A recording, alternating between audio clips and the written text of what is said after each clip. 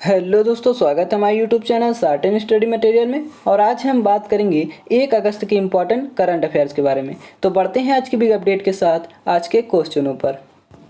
तो देखिए, first question है, 1 करोड़ फास्टैग जारी करने वाला देश का पहला बैंक बन गया है। तो कौन बन गया है? तो ऑप्शन हमारा हो जाएगा पेटीएम पेमेंट बैंक। तो option C is the right option. देखिए, जो फास्टैग है ये क्या होता है? ठीक है, फास्टैग जो है वो ऑनलाइन प्रोसेस है एक प्रकार का। ठीक है, आपको कैश देने की ज़रूरत नहीं रहती है, ऑनलाइन माध्यम से ही सब कुछ हो जाता है, जैसे टोल वगैरह में। ठीक है, तो याद रखेंगे। अब देखिए, फास्टैग को और किस नाम से जाना जाता है? तो जो फास्टैग होता है उसे RFID के नाम से भी जाना जाता है, यानी RFID भी कहते हैं। RFID क्या होता है? रेडियो फ्रीक्वेंसी आइडेंटिफिकेशन टैग होता है, वही हमारा फास्टैग का नाम होता है। ठीक है, दोनों एक ही रूप है, एक प्रकार से कह सकते हैं। यानी फास्टैग को क्या कहते हैं? RFID। याद रखेंगे। ठीक है, अब बात कर लेते हैं पेमेंट पेटीएम बैंक की। तो इसके बारे में बात कर लेते हैं।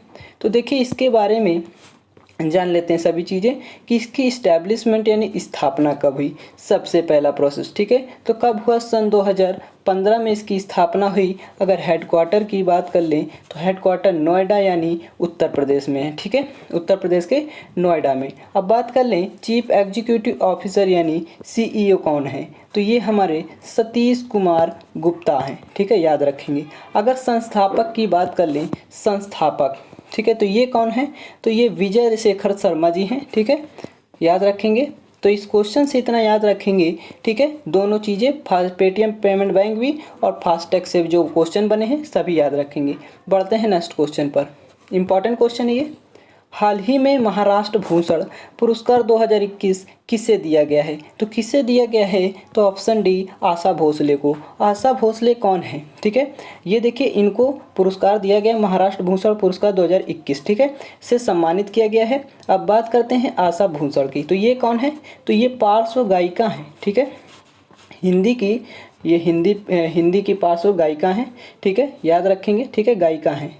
अब देखिए, जो ये गायिका है, ठीक है, आशा भोसले, तो बात करें कि इनको और कौन कौन सा पुरस्कार मिल चुका है। ठीक है, तो देखिए, इनको पुरस्कार सन 2000 में कौन सा पुरस्कार मिला था? तो इनको दादा साहब फाल्के पुरस्कार भी मिल चुका है, फाल्के अवार्ड। ठीक है, अब बात करें इनको पद्म विभूषण से कब सम्मानित किया गया था? तो देखिए, सन 2008 में पद्म विभूषण से इनको सम्मानित किया गया था। जो पद्म विभूषण अवार्ड है उससे सम्मानित किया गया था। ठीक है, अब बात कर लेते हैं इन्होंने अपना पहला गीत कब गाया था, आशा भोसले ने? तो इन्होंने सबसे पहले अपना गीत जो गाया था सन 1948 ईस्वी में इन्होंने गाया था। ठीक है, पहला अपना जो गीत गाया 1948 से ही शुरुआत किया। बात कर लेते हैं इनके जन्म की।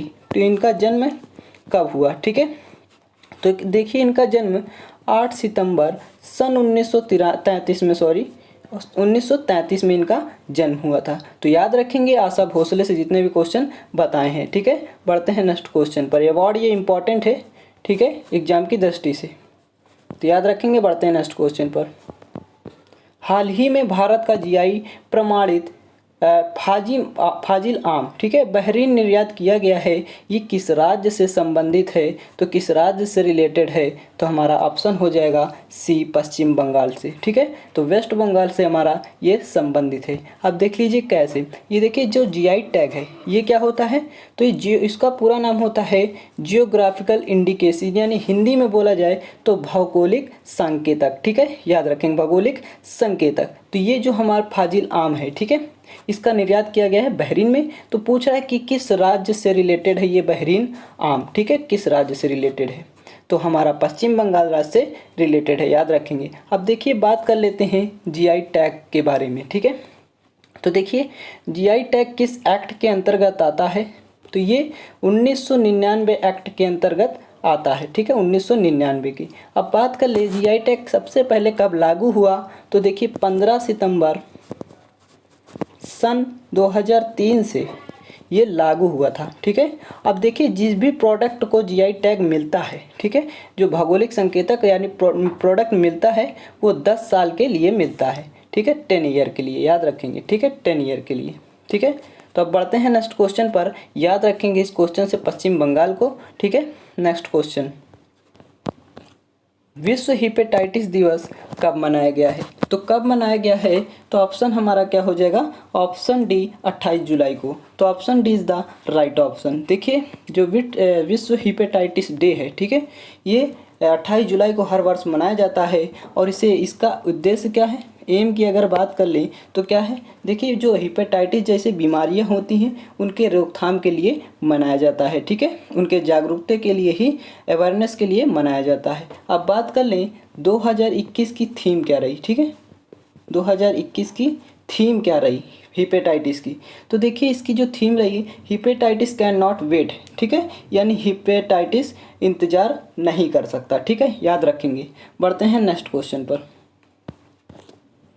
नवेगांव नागझीरा टाइगर रिजर्व में हाल ही में ब्लैक तेंदुआ देखा गया है, ठीक है, यानी ये जो नवेगांव टाइगर रिजर्व है, ठीक है, नवेगांव नागझीरा टाइगर रिजर्व, इसमें ब्लैक तेंदुआ देखा गया है। ये कहाँ स्थित, यानी ये कहाँ सिचुएटेड है, कौन, ये जो टाइगर रिजर्व है, ठीक है, ये कहाँ सिचुएटेड है ये बताना है। तो हमारा आंसर क्या हो जाएगा? ऑप्शन हमारा डी हो जाएगा, महाराष्ट्र। तो option D is the right option. अब देखिए जो ये टाइगर रिजर्व है, ठीक है, यहाँ पर ब्लैक तेंदुआ देखा गया है। अब बात कर लेते हैं इस रिजर्व की, जो टाइगर रिजर्व है नवेगांव नागझीरा टाइगर रिजर्व, तो ये हमारा महाराष्ट्र का, ठीक है, देखिए महाराष्ट्र का 5वां टाइगर रिजर्व है, ठीक है, 5वां टाइगर रिजर्व है, याद रखेंगे।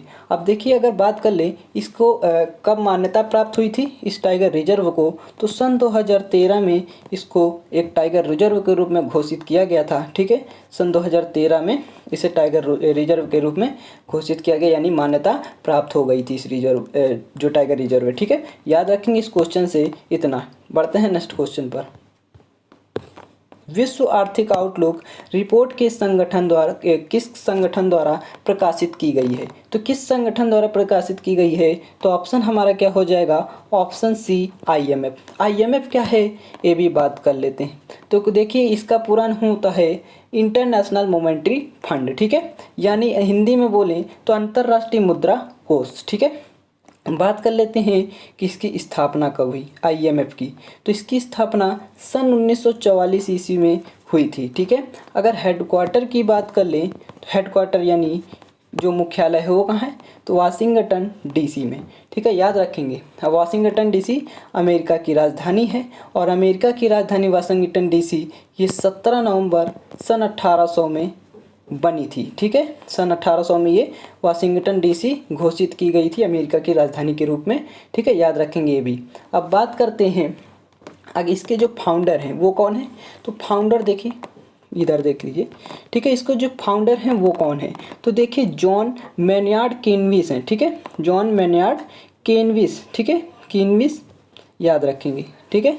तो इस क्वेश्चन से इतना याद रखेंगे। बढ़ते हैं नेक्स्ट क्वेश्चन पर। क्वेश्चन नंबर 7, हाल ही में सरकार ने OBC के लिए यानी पिछड़े वर्ग के लिए 27% आरक्षण और EWS के लिए 10% आरक्षण की घोषणा की है। तो ये किस क्षेत्र से यानी किस फील्ड से संबंधित है, ठीक है, तो किस फील्ड से संबंधित है? तो ऑप्शन हमारा हो जाएगा, देखिए मेडिकल कॉलेज से, ठीक है, option C is the right option, ठीक है। अब देखिए अगर बात कर ले EWS की, तो ये क्या है? तो इकोनॉमिकल, देखिए इकोनॉमिकल वीकर सेक्शन इसका पूरा नाम होता है, ठीक है, EWS का याद रखेंगे, इकोनॉमिकल वीकर सेक्शन, ठीक है। तो 27% आरक्षण मिला है OBC को, पिछड़े वर्ग को, और जो EWS है उनको 10% का आरक्षण मिलेगा, कहाँ? मेडिकल कॉलेज में, ठीक है, दिया गया है। तो याद रखेंगे। अगर आप लोग को वीडियो पसंद आई तो मेरे वीडियो को लाइक करें, शेयर करें एंड सब्सक्राइब करें। Thanks for watching this video.